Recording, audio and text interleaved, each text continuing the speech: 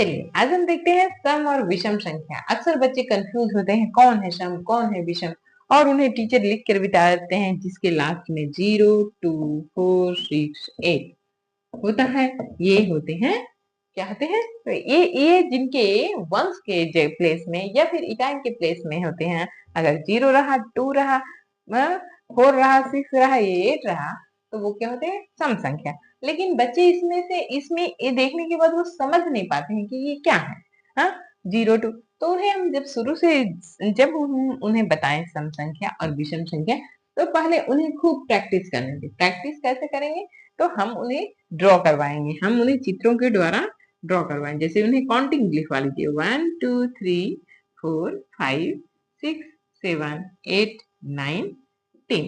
अब यहाँ पे जितने नंबर्स हैं उतने उसके लिए या तो बॉल्स बना लें, बच्चे जो बनाना सही जानते हैं मुझे। यहाँ पे बॉल्स बना लेंगे 1 के बदले, यहाँ पे 2 बॉल्स है, यहाँ 1, 2, 3, 1, 2, 3, 4, 1, 2, 3, 4, 5, 1, 2, 3, 4, 5, 6, 1, 2, 3, 4, 5, 6, 7।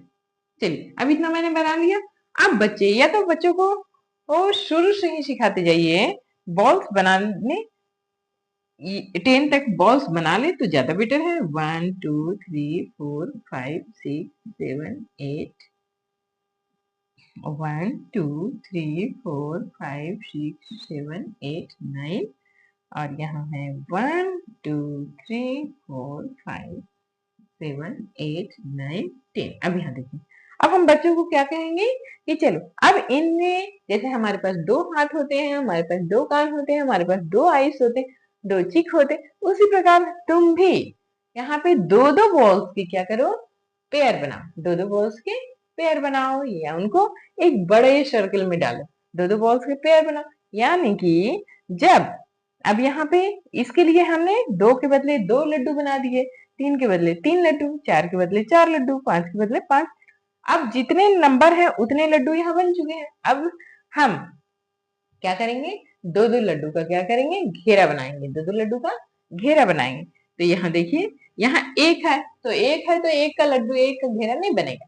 तो चलिए एक का घेरा नहीं बनेगा यानी एक को छोड़ दो। यहाँ पे 2 का घेरा बन गया, यहाँ 2 का घेरा बन गया, यहाँ पे देखो 3 में एक घेरा बन गया, यहाँ एक बच गया है।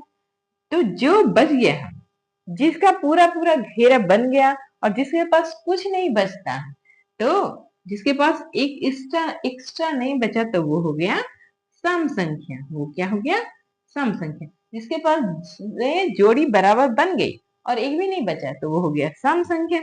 और जिसमें बाहर बच गया है, तो वो हो जाएगा विषम संख्या। उसे क्या बोलेंगे, विषम संख्या। तो अब बच्चा जोड़ी बनाता है। अब देखिए यहाँ पे एक छूट गया है, तो इसे लिख देगा विषम। ये क्या लिखेगा, विषम। यहाँ पे देखिए ये जोड़ी बन गई, यहाँ पे जोड़ी बन गई, तो ये क्या हो गया, सम। क्या हो गया, सम। यहाँ पे ये हो गया, ये हो गया, यहाँ पे भी छूट गया है, तो यहाँ देखो विषम। ठीक है, फिर यहाँ जोड़ी बना ली, यहाँ भी जोड़ी बना ली, और यहाँ भी, तो ये क्या हो गया, सम संख्या। इस प्रकार बच्चों को कम से कम 50 तक प्रैक्टिस करने दी। ठीक है, यहाँ पे 1, 2, 3 जोड़ी बना, तो ये क्या हो गया, एक बाहर छूट गया है, यानी क्या होगा, विषम संख्या। क्या होगा, विषम संख्या। वैसे ही इसकी जोड़ी बनाइए, देखिए 8 में है, 2 जोड़ी बनी, 3 जोड़ी बनी, 4 जोड़ी बनी, यानी कि ये क्या है, सम। ये क्या है, सम संख्या।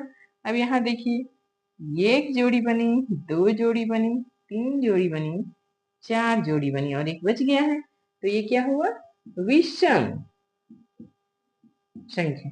अब यहाँ देखिए ये 10 है, तो 1, 2, 3, 4 और ये 5 जोड़ी बन गई, तो ये क्या संख्या है, सम संख्या।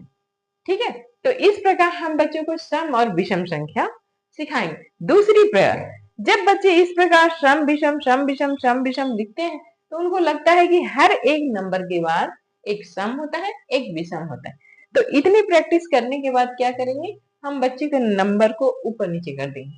कभी 11, 13, 15, साथ में लिख देंगे ताकि बच्चे नंबर्स को अपने सही से गोला करें और सही से समझ के बनाएं। ठीक है, तो इस प्रकार आज हमने सीखा सम और विषम संख्या। इससे आगे मैं बताऊंगी कि कैसे बड़े नंबर्स को बच्चों में सम और विषम